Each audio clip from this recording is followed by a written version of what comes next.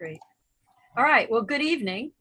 Tonight we are excited to have one of our own members, who is also our education chair, David W2LNX, present Getting Started with Winlink in VHF.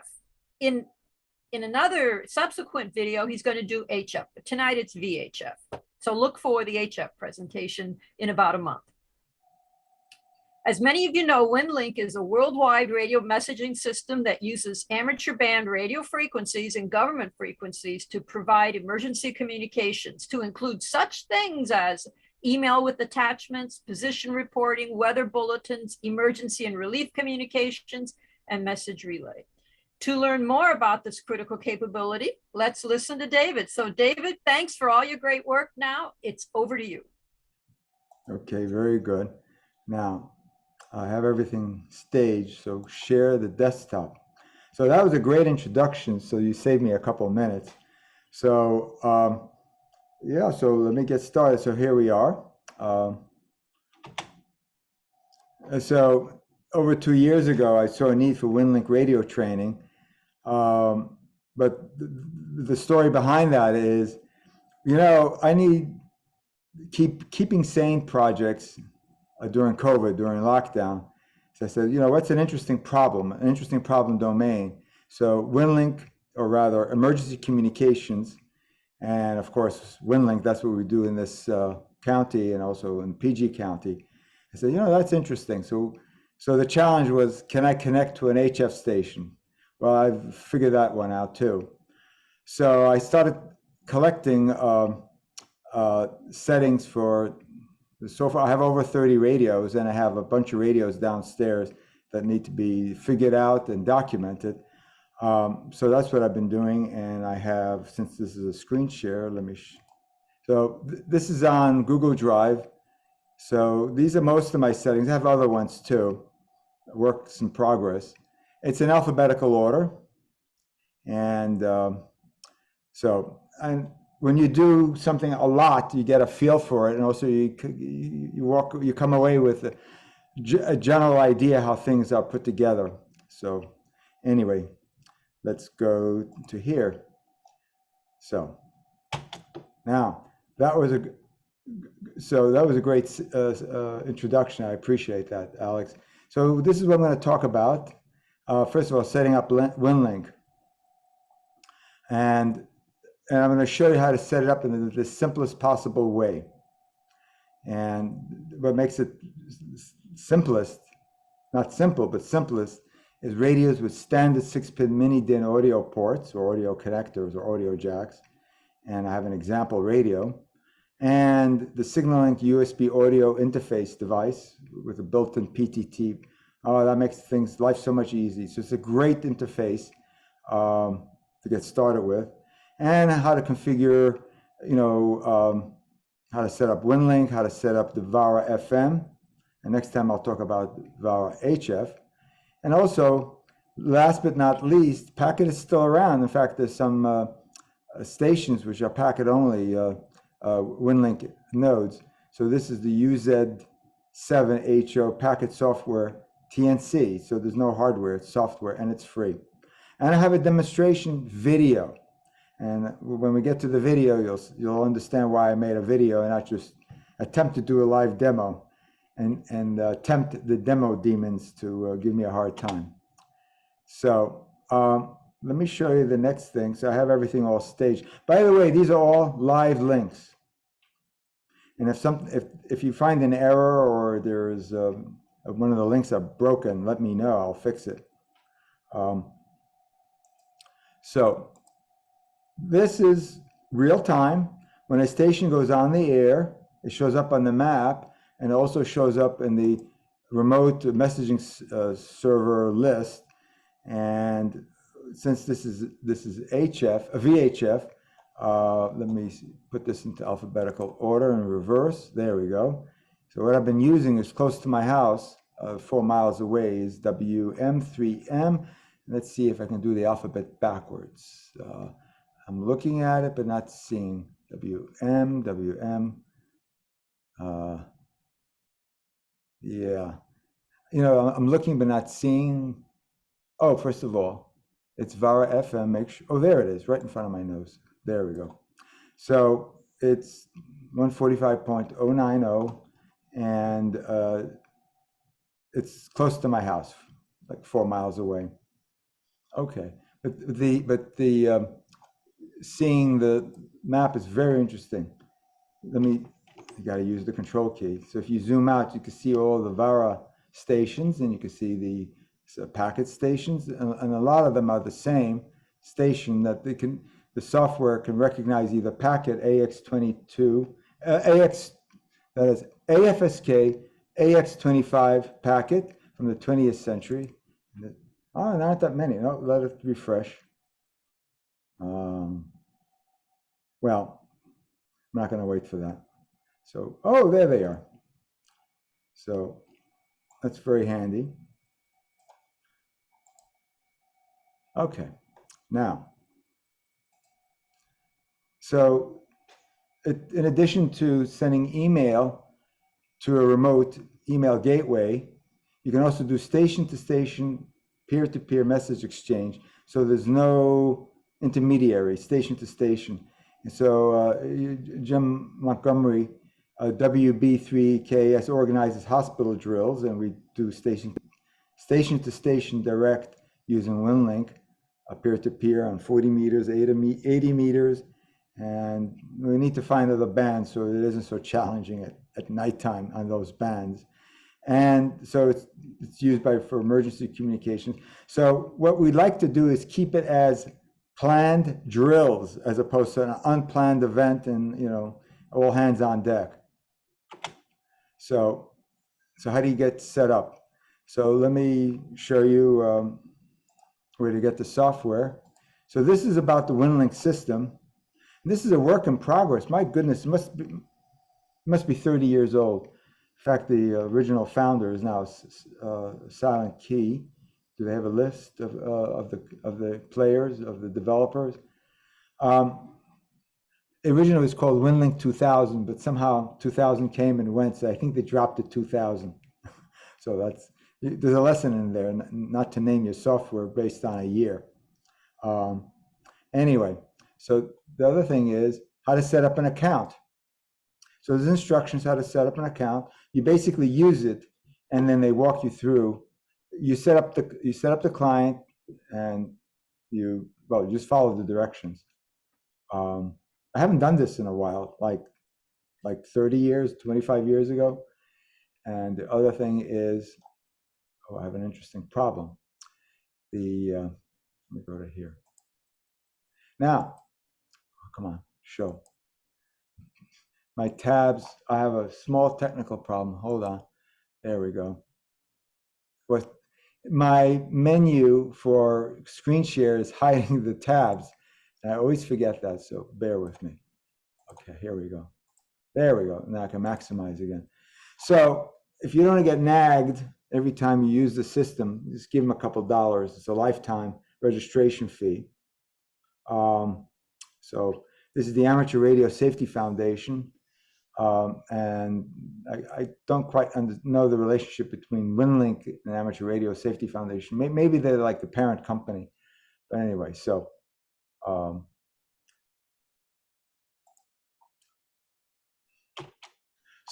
we have this set up. This is what it looks like. It's very simple. It uses minimal settings, that is minimal windowing options. And the interface hasn't changed in years. And one of the things you'll notice is, I can't scroll this obviously because this is a screenshot, VARA FM Winlink. So later on, I'm going to actually open the session. You'll see what that looks like. And this happens to be some old email. And wow, blast from the past, when I originally started doing VARA testing, I did testing literally 2 SignaLinks back to back, connected with a Cat25 cable with the RX and TX crossed over. And of course, it went blazingly fast, no noise. So that was fun. So that's what that's from. Anyway, so you have your call sign, you get a password, and you put in your particulars. And the nice thing, if you go to a new machine, you put in your call sign, your password, it all populated because it talks over the internet. And you put in your grid square. Now, of course, when you go out in the field, you have to remember to change it, and then you have to remember to change it back. Now, this is a useful option that I use. Automatically add contacts entries for each destination address. As you send out an email, you end up having like a contacts list. Typing that in each time gets old, so you can just pop that up and scroll down and double click on it. I think it's double click. Anyway, so that's that. So let's do a little background work. So the famous 6-pin mini-DIN flat audio port. There's a bit of misinformation. The difference is disinformation is deliberate. Misinformation is being misinformed, yeah. Anyway, so here's an amazing factoid. It's a standard used by Yaesu, ICOM, and Kenwood. And I'm actually have some examples of that. And you'll see it's all the same pinouts with the same input and output. Alinco does their own thing. They use the DE9. It's often misnamed as the DB9. No, it's a DE9. 9-pin connector in the back. And other devices also use that same format as the Alinco, which is interesting. But I like to use this one. So, and this is where people are a little bit misinformed. It's often labeled in the manual as data or packet. And people think it's data like a modem. You stick in like a Cat25 or a serial cable. It's not ones and zeros, it's audio. The fact is in ham radio, where the wheels hit the road, where the tires run on the asphalt and concrete, it is audio. So the audio has to be very clean, very linear, so that the software at the other end can discern, is it a 0, is it a 1?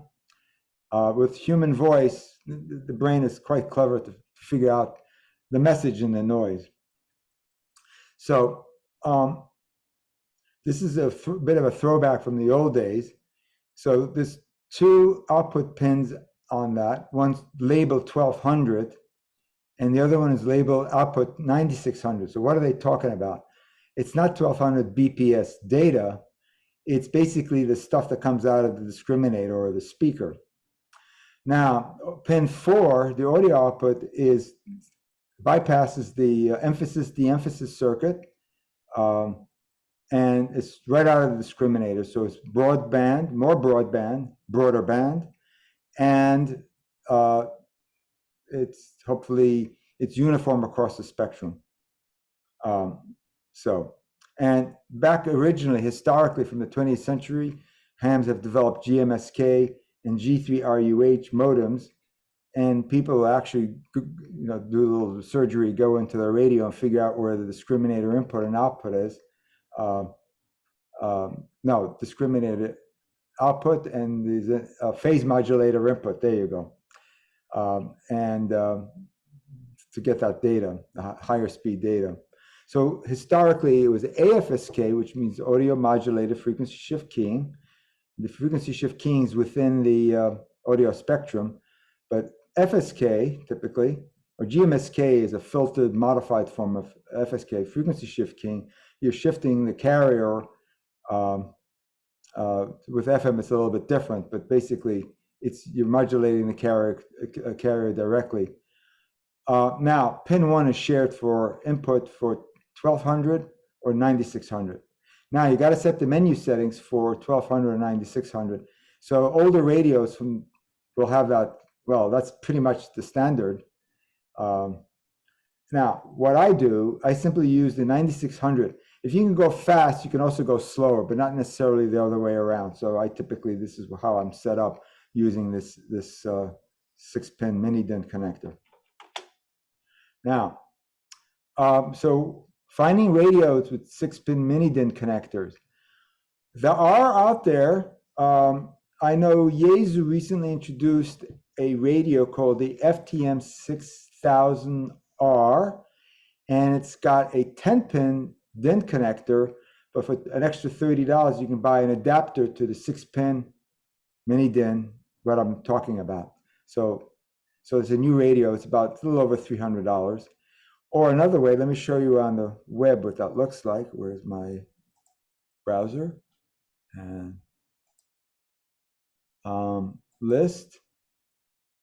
Let me see if I can adjust this. I can have my cake and eat it. Okay, stretch it out. Okay, stretch it. I know I have to be cognizant of the fact that I'm on screen share, so I maximize what people see. So this is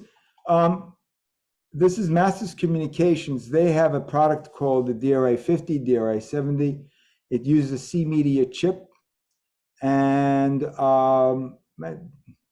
has a potential problem. And when I talk about the SignaLink, I will address that. Anyway, so here's a list of radios. Now, unfortunately, as time goes on, radios get discontinued. So for a lot of the FM radios are discontinued, but these are the radios out there. I went on eBay and I did a search on FT-7800, and there's one for like $220. And the person has a rating of 100%. And I sometimes buy things on eBay, but you could be sure I use PayPal and a credit card, so I have recourse if there's a problem. Okay, and the other one is this is Tigertronics. They're basically a one-product company. They're SignaLink. They have two versions of the SignaLink, which is a SignaLink USB, and another one which is a direct connect. I never played with one of those, so I can't speak to that. But I've been using the SignaLink USB forever, since the last millennium, last century. So how do you find radios with the 6-pin mini DIN right there? Well, you go bring up this page, and you just search, and you can see lots of radios. So some of the newer HF radios, because they're physically smaller, they'll use a 6-pin mini DIN. For example, the IC, where's it? Where's the 7300? How come I don't see it? Well, it's around. Anyway, so here we go. Okay. Now, so here an example. This is right out of the manual. So the FT-8800R, that's actually two radios in one box. So you can listen to both channels, both sides, side A and side B at the same time. That's a great feature, but you cannot transmit simultaneously on two different bands. I tried that. No, that's not supported. So this is what right out of the manual. And this is another radio. This is actually a D-Star radio. I had it on the shelf. I said, let me look in the back of the radio. So, oh my goodness, my friend, the mini DIN. So there it is. And so in fact, the video uses that. No, it doesn't use that, but I've collected data with this radio. It's a great radio too. I mean, all the three manufacturers make great equipment. Anyway, so here it is.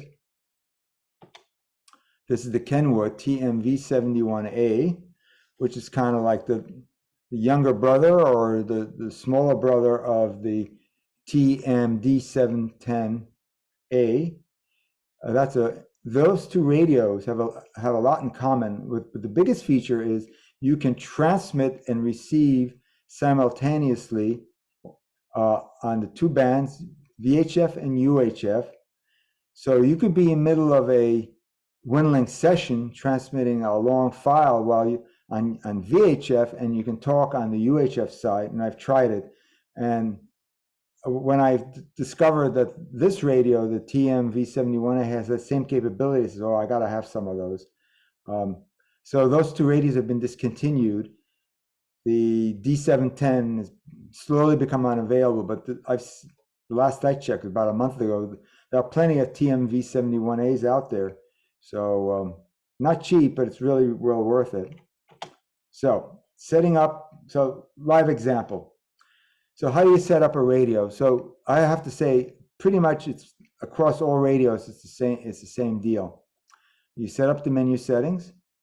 For the newer software-defined radios like the FT-991A or the IC-7300, you have to do your research on the internet, and then when you finally get it set up and you document it, you give credit to those people. So thank you for getting me started. So I hope to be doing the same for you.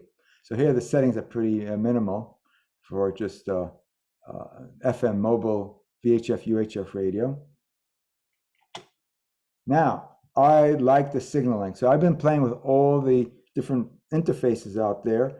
The two other ones I've been playing with is the, I had mentioned before, the Masters Communications DRA50, and it's a direct connection to the C media chip.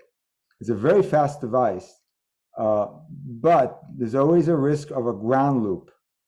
And if it works and you don't have the noise introduced, more power to you. But I've actually encountered that. So there you could buy a USB isolator, but the problem with the USB isolator, so it's an extra $15. There's a little inverter that goes from 5 volts DC to 5 volts DC, but that small device doesn't have the greatest filtering for the new 5 volts. So you're removing the ground link, but potentially you're introducing radio noise. Now for HF that matters. On FM, you can sweep that under the carpet. Okay, and so you can buy a radio. You can buy a SignaLink with a matching cable, and it's a little over $100. I've seen it for 110, and then you get this module. And I have a picture of that. So here it is. So the virtues of this device is that it's got isolation, audio isolation, no ground loops, and you can adjust the TX and RX and delay. And sometimes I have to increase the delay to keep the clatter to a minimum. As I said, this is a live link, so there's no need for me to click on that. But there is a picture of that. Now, inside. So, some years ago, Tigertronics replaced the old-fashioned 20th century audio isolation transformers. I think they were red. There were 2 of them in there. With a more modern surface mount Bourne's audio isolation. And it's 2 channels, I guess it's for stereo, that supports input and output. And I measured it. It really has a wide spectrum, audio spectrum. It's quite linear, and so that's what that looks like. So when I heard about this device, when I heard that this upgrade came out, I ordered one from HRO. Well, I opened it up, and oh boy, it's the old one. Well, I wasn't going to send it back because you can use it for HF. So if you want to make sure you get the one with the new isolation transformer, you order it directly from Tigertronics, and that's how you do it. Now, since we're talking about VHF and where you can go high speed via FM, we'll talk about narrow and wide. You want to select those 2 pins 4 and pin 5.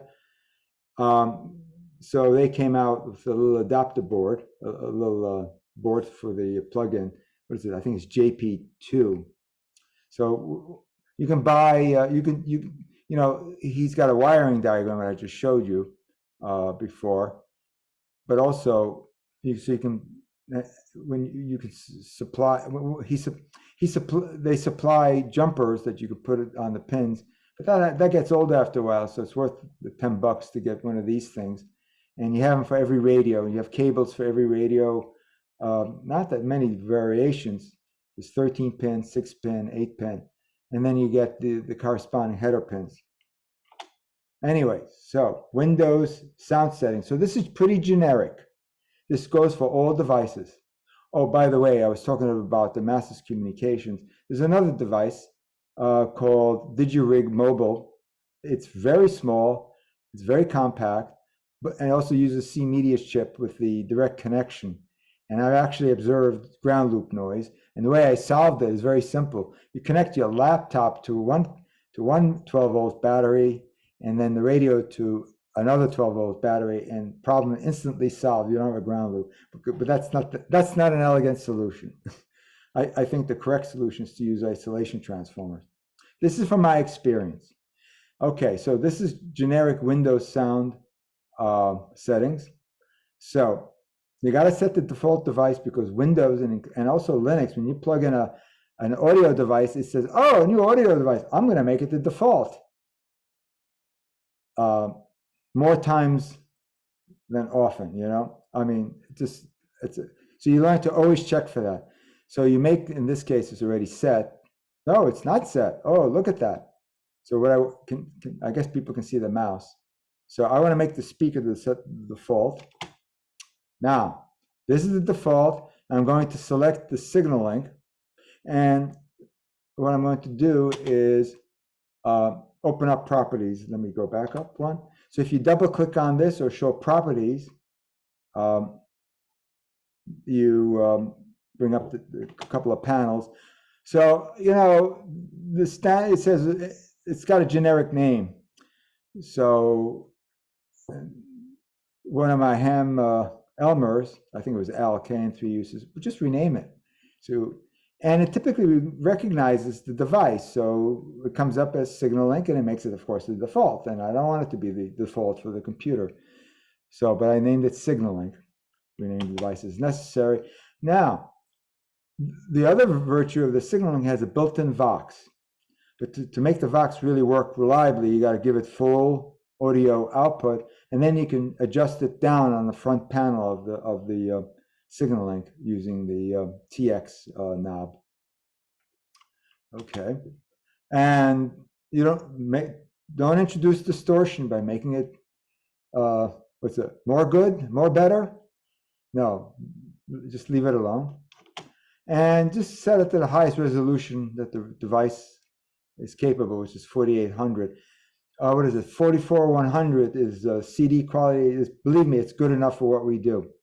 But if we got it, let's use it. So it's 48,000. Did I say 4800? No, 48,000. Sorry. Okay, same thing with the microphone. Make that the microphone default. And so we're going to select that and go through the settings again. I renamed it. Now you just rename it once, so that's a done deal. Now this is a handy way of listening to a radio. So for example, if I plug in the receive connector to my KX2, it cuts off the internal speaker. So if you click listen to this device using the internal speaker, you can hear what's coming out of the radio. You got to have that digital music, digital communications ambiance, otherwise it just doesn't feel right. Anyway, now this is what I typically use as an initial audio setting. You may have to adjust it upward or downward. Remember, this is a mic, so you want to keep it more on the low side. Okay, again, 48,000 bits per second. So setting up Vara FM. Now, I am impressed, and I don't get impressed very often with software. I've been around the software game, oh my goodness, 50 years, since IBM mainframe days. So, but this is an impressive piece of software. It's shareware, but if you want to go at the full speed, then you give Jose this call sign will come up in a moment, $69, and you can go full speed. But I've done some tests with the unlicensed version, and it's quite capable. So let's go back to, let's go. Oh, well, let me click on that. That's a live link. I thought I got all the links. So, it always likes to do that. Okay, the balloon pops up. Now I can click it. Ah, there we go. EA5HVK. He's been developing software modems, ham radio modems, for decades. And he's famous, about 20 years ago, the ROS debacle, because he didn't explain what ROS is. So the notorious ROS, but he re-engineered it so it conforms to American, as the FCC Part 97 rules. And the way he gets the speed is to have many lanes. So the joke was, when I was working in about 30 years ago in the shop. So how do you transport a lot of data? Well, you take a magnetic tape, 6250 BPI, those the high density mag tapes, and you fill up a station wagon. But if you want to get more bandwidth, well, what you do is you have a 64-lane highway where each station wagon is not going more than 54 baud or 60 miles an hour, to use a highway analogy. And you just have a lot of these in parallel, and you can really move a lot of data. We're still limited by the speed of light, which is actually quite slow. So so what's the other link? Oh yeah. When you use it unlicensed, it'll give you a pop-up, and it's actually in a file and where you installed it. So I'm not going to click on that. It doesn't go anywhere. Now, so this is what it looks like. You have audio input, CPU usage, but these days, even slow computers are still, slow computers. Oh, 1.1 gigahertz. That's like the $59 computers that you can buy at Micro Center. The Evolve 3, amazing. I've been testing it, and it really works. It's 64 gigs of RAM and 64 gigs of flash memory. And I think 4 gigs of RAM. Makes it, it runs Windows. And for the lightweight audio programs that we use, it's more than adequate. You can't do video processing on that because each frame will take an hour to render. So, you don't want to do that. Okay. So, here, menu items is setting. We won't talk about view. Ping is also useful. And it keeps a log of everything, which is very useful to look at. So we're going to look at the settings. So the first thing you do is you don't have to worry about the TCP ports. You see, this is a modem. So how does the modem talk to Winlink? Well, Winlink knows that to connect on port locally on localhost, locally on port 83 and 8301, and talk to it. And I've actually tried this. I ran the VARA modem on one computer and ran Winlink on a different computer, and they talked over the local area network. In fact, it was a wireless local area network. Says, yeah, that works. Well, I expect it to work. Why wouldn't it work? But it's kind of cool. And there's two settings. There's fast and faster. But anyway, this is where you put in your registration key. And now he likes to document what he's doing. So yeah, it'll be using this port, the so-called 1200 BPS port, and he knows about the SignaLink. So that's a popular interface. And then there is faster. It is 42 baud symbol rate times a lot of carriers. So it's certainly within the guidelines of the baud rate for 2 meters. Also HF for that matter, which is 300 baud. Anyway, so you got to, almost invariably, it picks the wrong device. Even if you set the right default in Windows, you just always have to check for that. When you hear the computer screeching, then you know you got the wrong device, so you check for that. And you select Vox, and he tells you, oh, if you're using a SignaLink, remember to set it 100%. And because you got to drive the Vox circuit. Now, here's a really cool thing, and I'll have a video of demonstrating this. So how do you know what's the right audio setting? You can easily overmodulate, or if you overdrive FM, or if you undermodulate, it's too soft. The louder you are, the wider the deviation. So you don't want to splatter or do all the other distortion nasties. So it comes with an auto-tune button. And you click on the button. This is a station nearby. And it goes from soft to louder, a little bit louder, until very loud. And then it comes back and says, oh, this is the right setting. And it tells you what the levels are, the drive level, signal to noise, VU, which is input, I suppose. And since I'm using the 9600 setting, it wants more audio, but I can't turn it past 5 o'clock. I can't turn it past max, but not to worry. So it responds with the signal quality, but here's the best part. It dropped it down to what it likes as the right setting. When I first saw that, I fell off the chair. I thought, that's the greatest thing. I think that was just absolutely great. Now, and then there's the ping option. That's fun to see. So the two stations send a short data burst back and forth, and they kind of mutually report. It reports what the signal to noise said, what it sees. So not surprising. IC-WM3M-10 on top of a very tall building as plus 23 signal to noise ratio. One of the things you learn when you play with this is that you learn viscerally in your gut the relationship between signal to noise ratio and speed. And since I'm going to talk about HF just for a moment. So I've actually experienced this via HF, where, for example, W1AW has the 2300 bandwidth setting and the 500 bandwidth setting. And I happen to have a clear channel for the full 2300 bandwidth. And, you know, it was poking along. It wasn't going that fast. So I went to the 500 baud setting.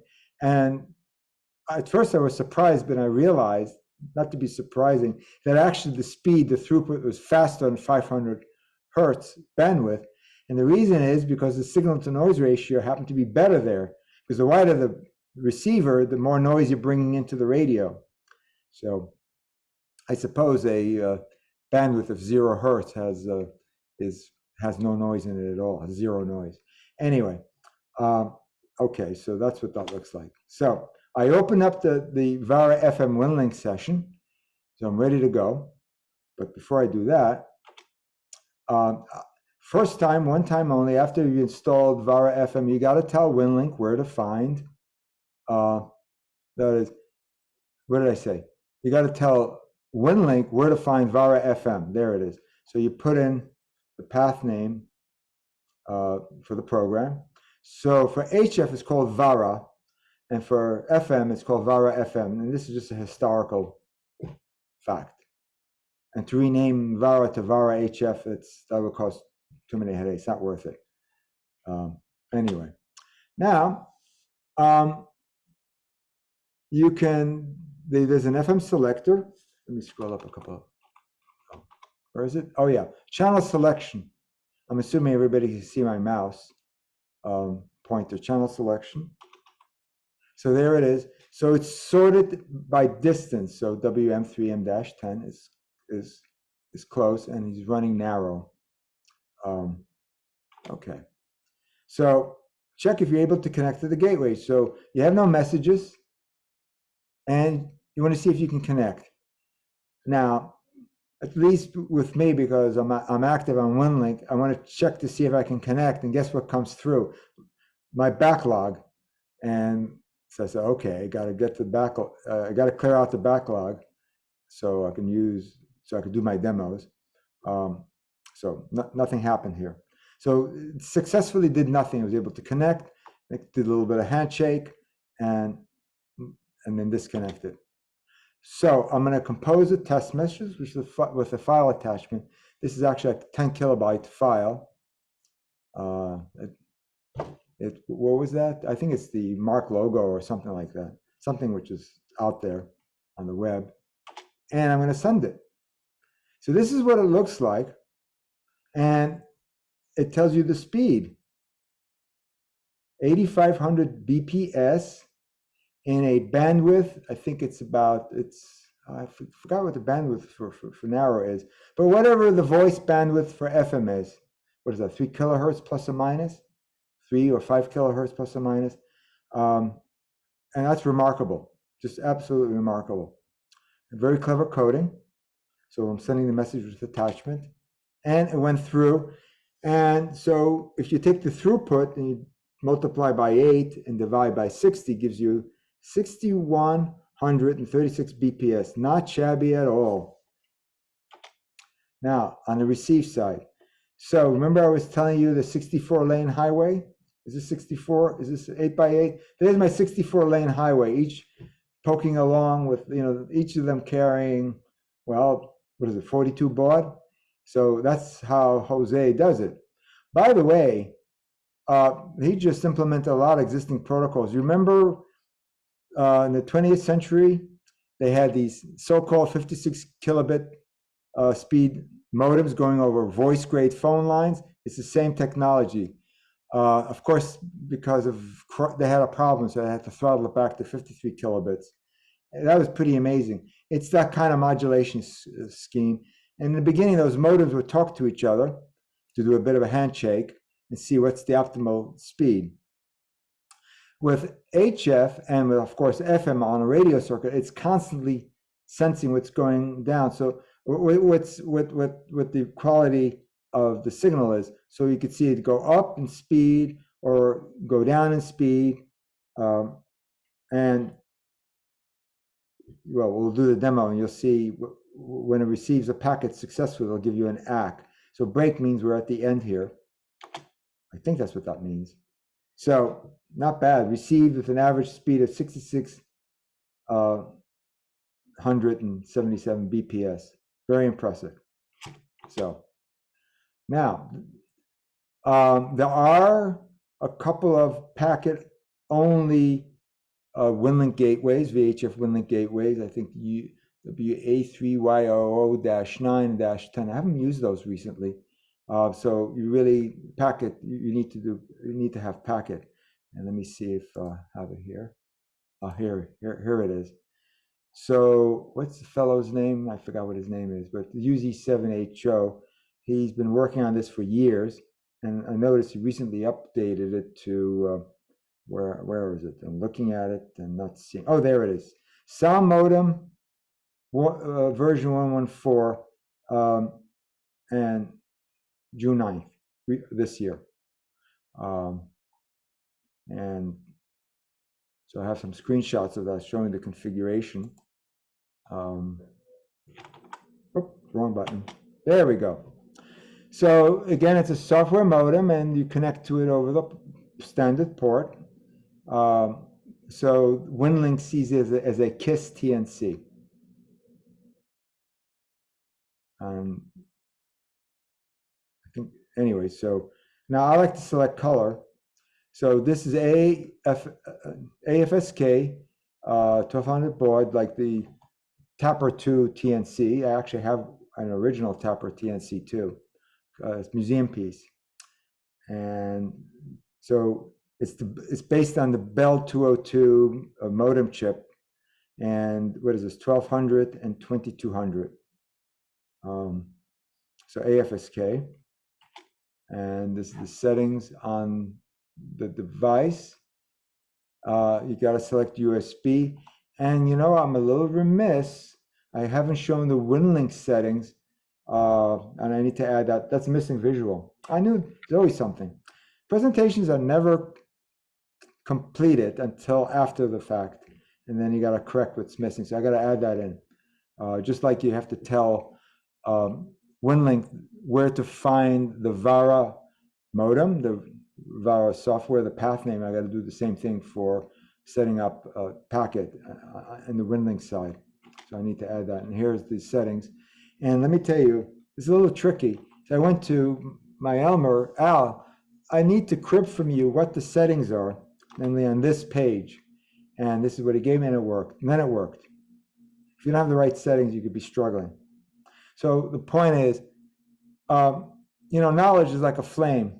If I have a candle and I hold up another candle, let's say a birthday candle, now you have two candles burning equally bright, but the first candle is not diminished. So knowledge is the same way. So the point is, you get an Elmer, and you learn from others. And just as I learn, I'm glad to share with others. Okay, so it's fun doing speed tests. So when I was preparing for this, I used an IC-88 880H and a SignaLink, and so VARA FM narrow which is what that's set up, is about 600 BPS. And for comparison, AFSK AX25 is about 400 BPS throughput. Yes, the 1200 bits per second, that's instantaneous, but there's turnaround, there's overhead, so this is the actual throughput at the end of the session. And I actually did the same thing with VARA FM, and I just removed my license key, and it went at 880 bits per second, so it's twice packet. That's very useful. So I claim if you're just, VARA FM on license is useful by itself. Now, if you're going to send a 100 kilobyte file, you're going to have to wait a while. So it's not meant for that, but for short messages with short attachments, for example, forms get compressed into, it's very clever how they do that in the Winlink, gets compressed down to a small number of characters. So that works perfectly well. So it's not crippled in the sense that it's unusable, but it's crippled in the sense of getting the high speed. But I think $69 is much cheaper than what the SCS charges for their Pactor modems. Wow, thousands of dollars. It was originally developed for boaters and RV owners, so that's pocket change for those folks.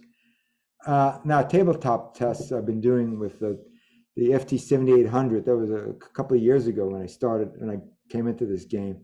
So two radios side by side. And I'll show you what my dummy antenna looks like. And of course, a SignaLink. I forgot to jot down, what is the speed between two SignaLinks using a crossover cable? It's, it's the topmost level, whatever that is. I think level 12 or level 15, but that's just a demonstration. So on narrow, it's about 10,000 bits per second, and on wide, it's 16,000 bits per second. Okay. Now, this is a dummy antenna. So what's a dummy antenna? It's a leaky dummy load. So I'm leaking out the back because, this dummy antenna is very good. My nearby radio couldn't pick it up. So I wanted to get a little bit of leakage so it's not like so strong and overwhelm the radio. And so this works quite well. And now, so we have a little summary. So the easiest way to get set up in Winlink VHF is to use the USB interface with the built-in Vox and radios with the 6-pin mini DIN audio input-output port in the back. And there are radios out there, the IC-7300, which has that, but that's HF only. But the DC to daylight radios, for example, the new FT-991A has that, and you can use it on VARA HF, that is Winlink HF, and you can use it on Winlink VHF using VARA, or any modem, for example, RDOP. In the end, as I said, when the road hits, when the wheels hit the road, it is audio. So I think Winmore has been deprecated. It's not even listed anymore, but there's RDOP and there's VARA and, of course, Packet. That's listed as the modems. And for all the USB devices, the settings are essentially the same, but always remember to select the right default audio device. And it's kind of annoying during field day when I'm running FT8 and I hear the beeps and the boops from Windows. So what I suggest, if you accidentally forget to change that, go to the Windows setting for the default device and turn off all sound. So at least, you'll be confused, but at least you're not broadcasting extra Windows noise. And also rename the USB audio device, give it a name. And for FM, AutoTune is just amazing. So, but the number one thing takeaway, ask for assistance.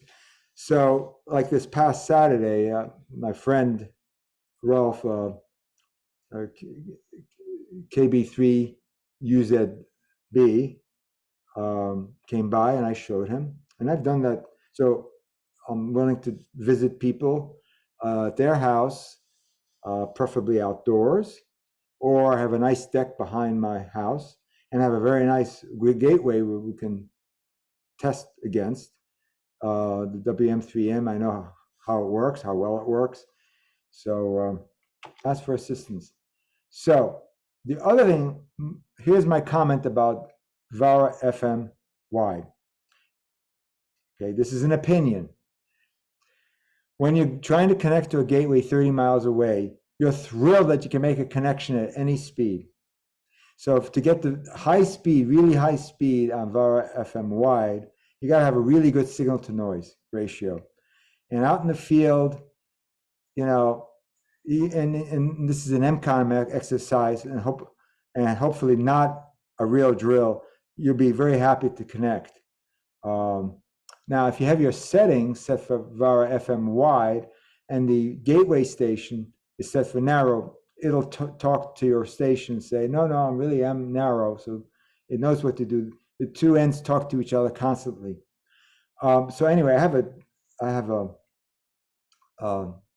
demonstration video, and we'll take questions after the video, but I gotta thank these people. Gotta do that. So I learned from everybody. So Al KN3U is my Montgomery County MCOM Elmer, and I've learned a lot from him. In fact, he was the one that introduced me to VARA. And then recently, my other MCOM Elmer from PG County, and Vic. Thank you, Vic. I think I saw you on. If not, thank you, Vic, for inspiring us and cajoling us and pushing us and prodding us to do Winlink testing. So I appreciate that. Now for my demo video, and where was it? Oh, there it is. So let me,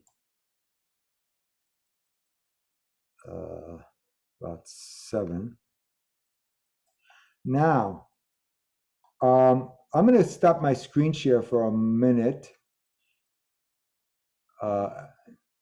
Actually, stop screen share, because I want to make sure, go back into screen share and make sure that I have, oh yes, share sound and optimize for video clip is enabled. Okay, go back to sharing, and I'm going to play it.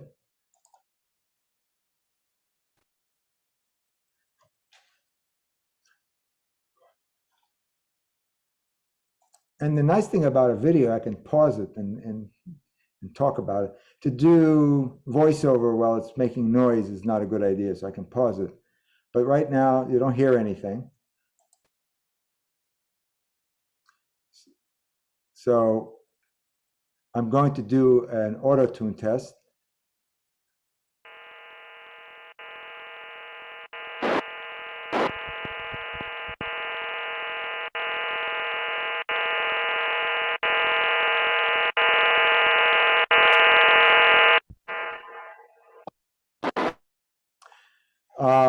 So the reason why I did this video, I figured out a way so I can record both sides of the conversation, that is, what's being transmitted and what's being received by the radio. You know, when you do these demos, when it's transmitted, it goes quiet, and you see the red light go on, the PTT light. Well, that's nice, but you know, and put a microphone, take the camera mic, and put it over the speaker doesn't work very well. But I said I need to be able to connect to it directly. So I think what I did, I took the audio input. I did something. I forgot how I did it, but you know, I fiddled with the settings using the SignaLink as either a mic or a speaker, and of course the computer speaker. And I was able to capture both sides. So I was glad I was able to do that. So let's continue with the video.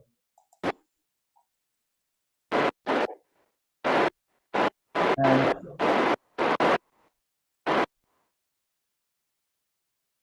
so I'm going to be sending a file. Sorry about the QRM. And I'm going to press start.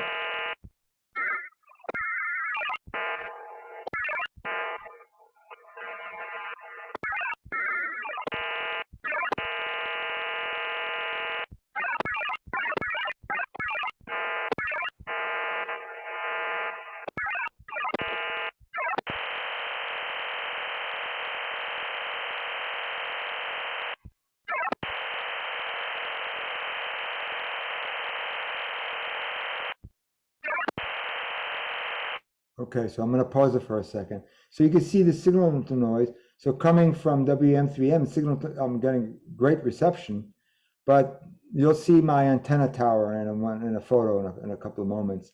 You'll see my elevated antenna on my antenna tower. And this is the audio volume. And typically you want to stay in the green. I like to keep it around between, let's say, 12 o'clock and maybe 2 o'clock. But yeah, I don't want to get close to the red. And TX delay, well, it has to do with the turnaround delay. Anyway, let's continue this.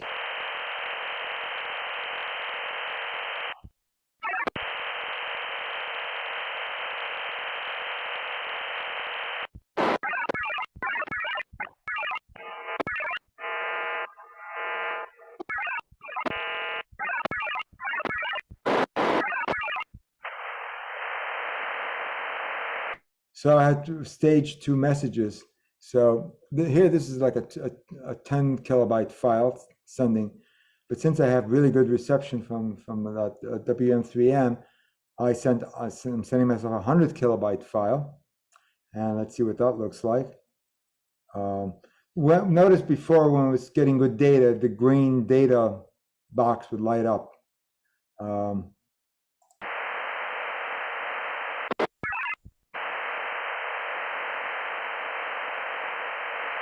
Here it is.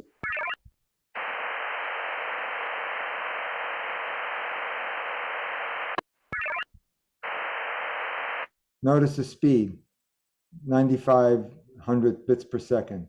Wow. Anyway, so it goes pretty fast.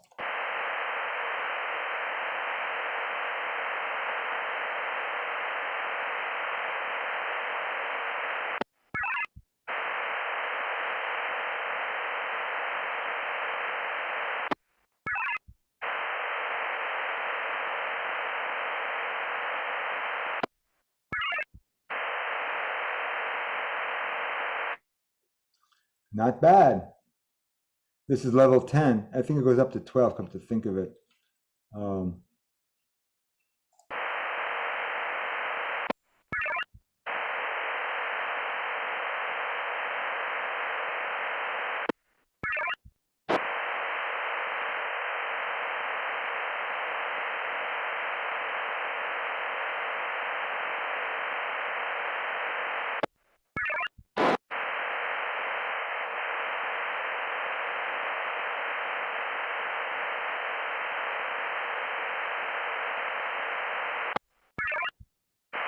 Getting there.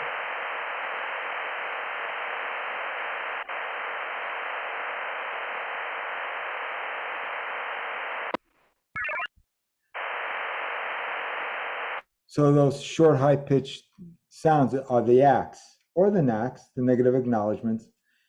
You'll see ACK light up here.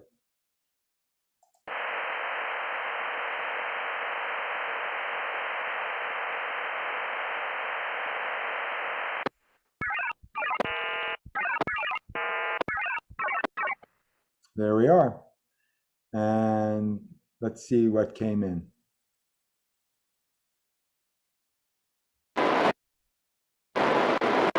So I'm showing it's a 100 kilobyte file. And there it is. So I use that as a standard data test file. It's also, that's what I have on my QRZ page. So it is a public image.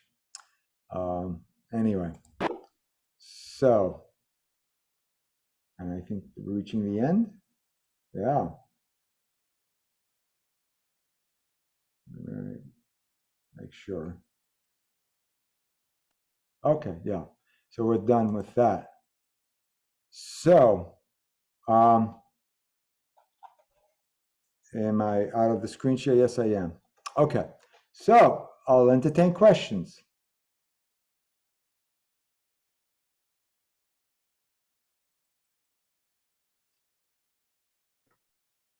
Tango Delta Hotel.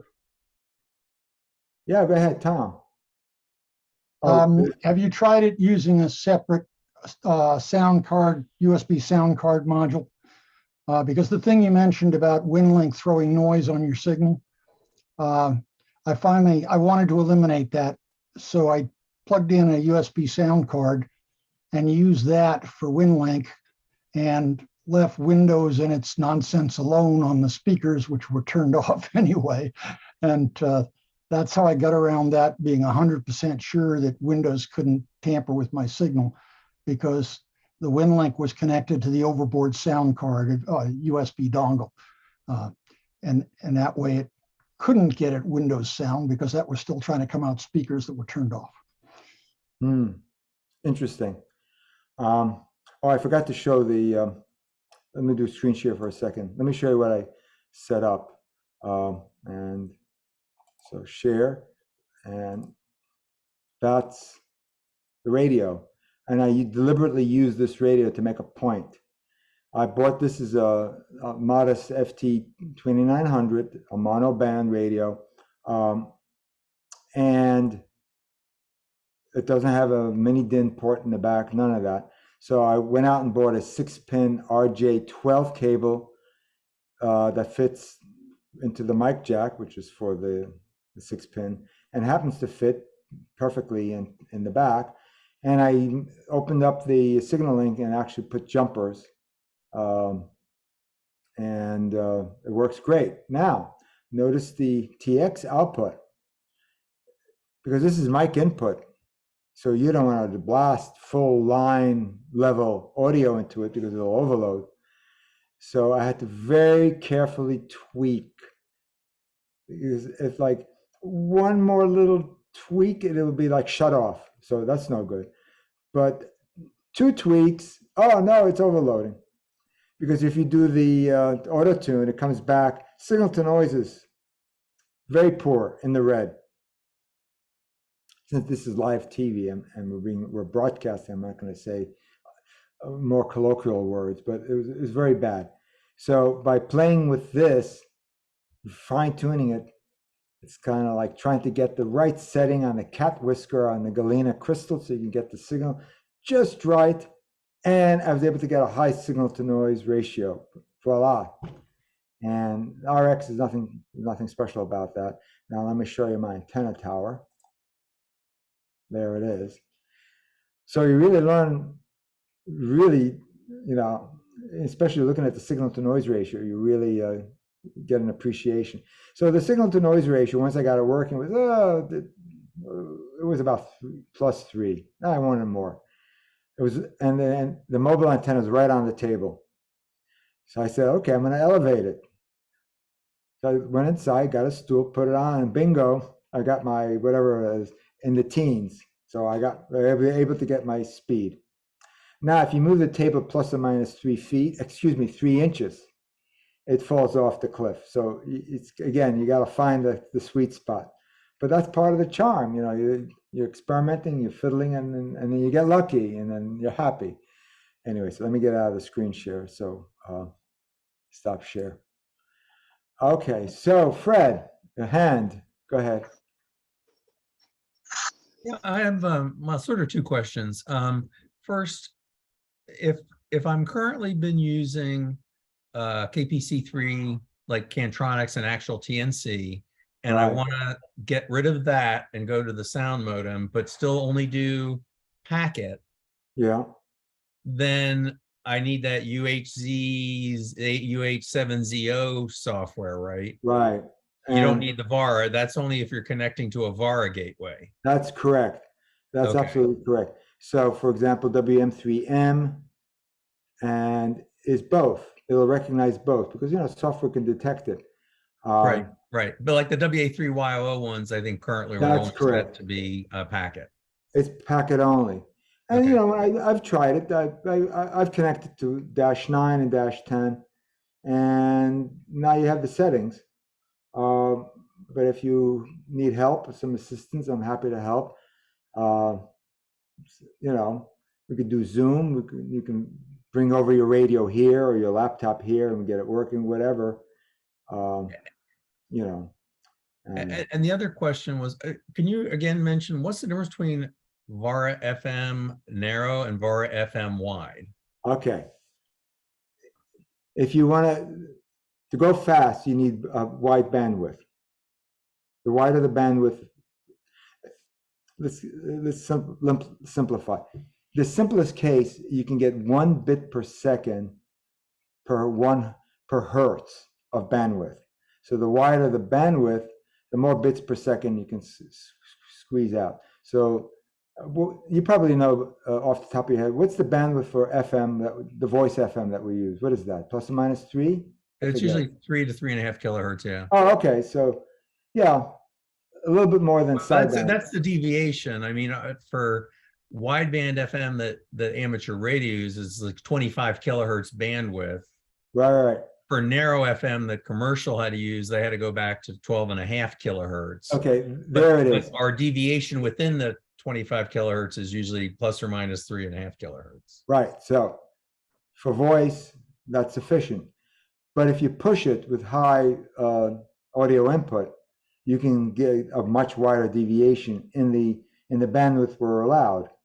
And so by using the 9600 bits per, the so-called 9600 bits per second setting on the radio, you can push it much wider and still stay within your given bandwidth. So wide can go faster.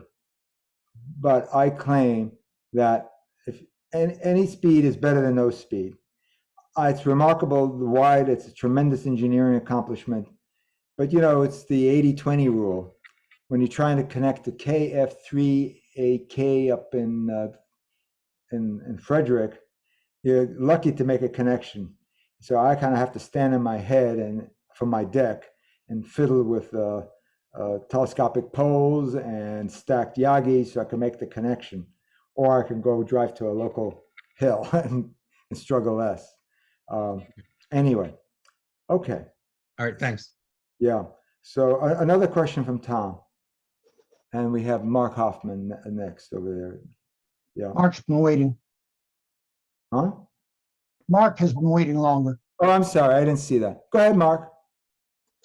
Well, I remember that there was a problem.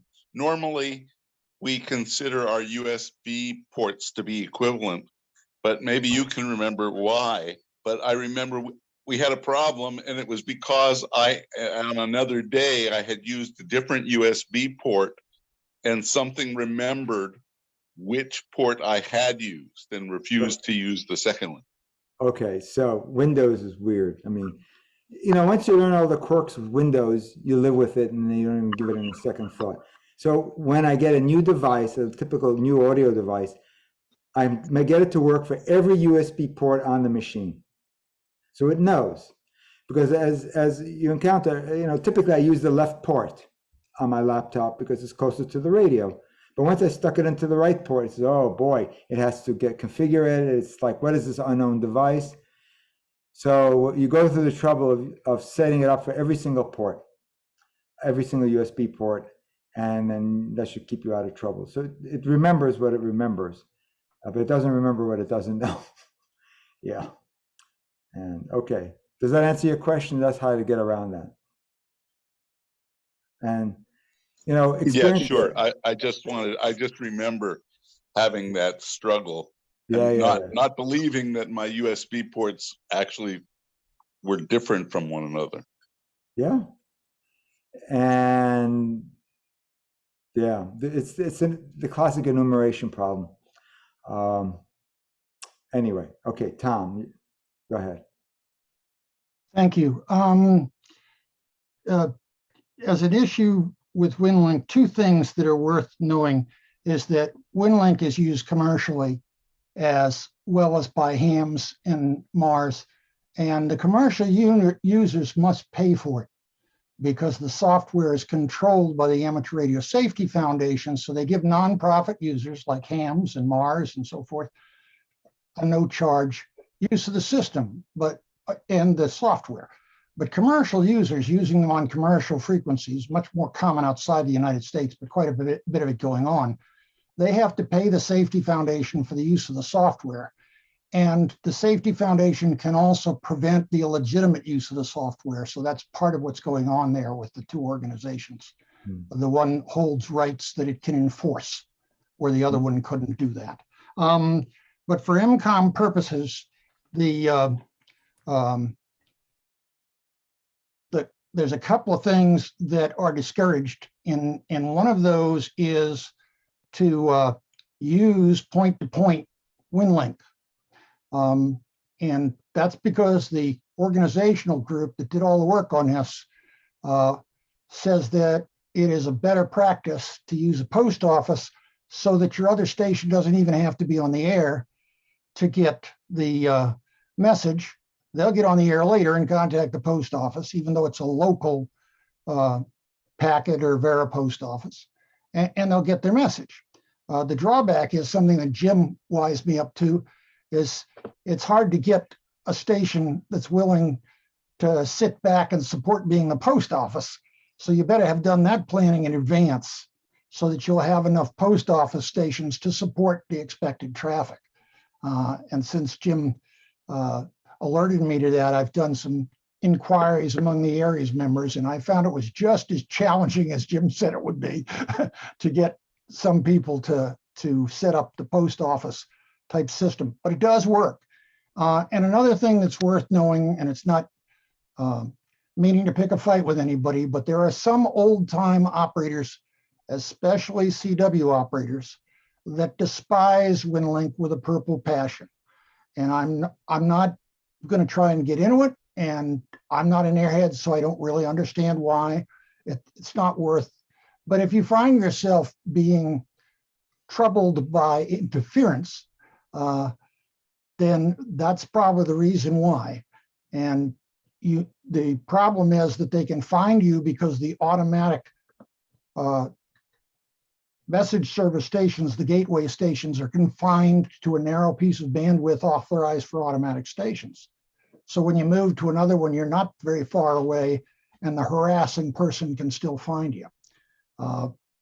So, you know, you need to be aware of that. And sometimes you need to take like a 10-minute break, and your harasser gets bored, and then you go back to another station and they're not looking for you anymore, and you get your traffic through. Right. Those are the guys that call us all no code phonies. And the other thing they call us is appliance operators. Yeah, well, that's okay. They can have their name calling and we'll just get the job done. So be aware of that. Right. So I'm aware of that, but from my experience, if you're using HF, stay on 500 hertz. I mean, as you said, there's nearby stations. So, for example, W1AW or another station was K1EHZ in New Hampshire, and 2300 was a challenge, but 500 hertz works great. And you can see on the waterfall, on the VARA HF waterfall, a really strong station to the left and to the right of my signal, because it demarks your bandwidth with two little red lines or marks, and you're in there, and it works really well. And it knows to ignore the side information, even though the audio spectrum, you know, on an HF radio, you want to be as wide as possible, so you let in as much.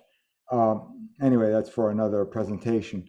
I personally have not encountered interference.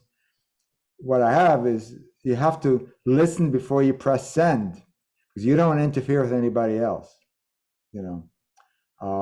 So you got to pay attention. You know, what can I say? People with opinions. What can I say? Opinions is just that. Anyway, so anybody else? Let me look at the other panel. Lots of people here. Any more hands? No more hands? Oh no. Either people are in shock or I gave a perfect presentation. So, but this is hopefully will get you started. It is a learning curve, right, Jim? Jim, you're muted. There we go. Yes, it was very. I was fortunate to get started under the old telepath days, and I have seen this thing progress to some pretty remarkable technology. Absolutely. Anyway, so this is it for me, and I have a date. What is it, October 2nd or 6th for the HF. Second meeting in October. What is that? Oh. It's the, Well, that's easy to remember. yeah, I think it's the 19th. Okay, So the second meeting in October, you'll be back with I'll be HF. back. And which means now that I made a commitment, I have to finish learning how to configure all the other radios on my queue on HF. Anyway, I just want to say one thing. For those people who are using DC to daylight radios, which means HF, VARA HF, or that is Winlink HF, more generic, and Winlink VHF, I discovered a trick. If you want to use that radio, such as the TS2000 or the FT-991A or the FT-857D, and also the IC-706 Mark II-G, yeah, the latest incarnation. Those are DC to daylight radios. You can use FL rig to set the frequency on VHF, because VARA FM doesn't have frequency control. HF does. So typically, you're controlling your radio. You have all your frequencies put into memory for your mobile radio, but not all. But you could do that, I guess, suppose for having channels on your DC to daylight HF radio. But I just use FL rig, and it just points to it, and it goes, and it doesn't interfere with, for example, SignaLink, because it doesn't. There's no, there's no serial data involved with the USB audio. So that's just a trick that I've used. I showed it to Jim, and I need to document that. Anyway, so Tom, go ahead, Tom. There's an undocumented feature, the 857 Delta, that you can make up a cable to do rig control, because you don't leave your mic plugged in when you're doing Winlink, that goes in through the mic jack, and you just change a menu setting. Very handy, but if you search for mic control 857D on the internet, you'll find the layout for that whole assembly. And it is, since I put it together here, breadboarded it at least, and made it work, if I can do it, I figure most of us can do it, because I not only am not that skilled at the parts level, I also have a benign tremor in my hands, which means it's not disease driven. I'm not falling apart, but it's hard to solder and things for me. And yet I managed to put that together. So I think most of us can, if you just get that information off the internet and follow it. If you've got an 857, you can control the frequency through that jack and connect the other signals to the radio through the back jack. Right. So you can separate the two functions. There are two jacks in the back, the 8-pin mini DIN, which is serial, the CAT control, and of course the 6-pin, the data. So you can still have your cake and eat it. Yeah, it's cute. What can I say? Undocumented though. Okay. All right. Anybody? And so let me look for more hands. No more hands. Anyway, so I need to add so I have a to do. I'll send out an email as I did before. Thank you, Tom. He's copying.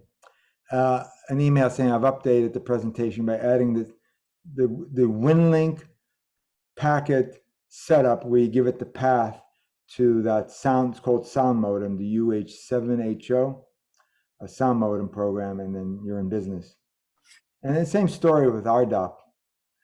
Occasionally when I'm forced to use it. It works. What can I say? Okay, I'm done. All right. Well, thanks a lot. Great presentation. Look forward to seeing you again in October to talk about Winlink on HF. Right. Thank you. Okay. Wonderful presentation. Thank you. All right.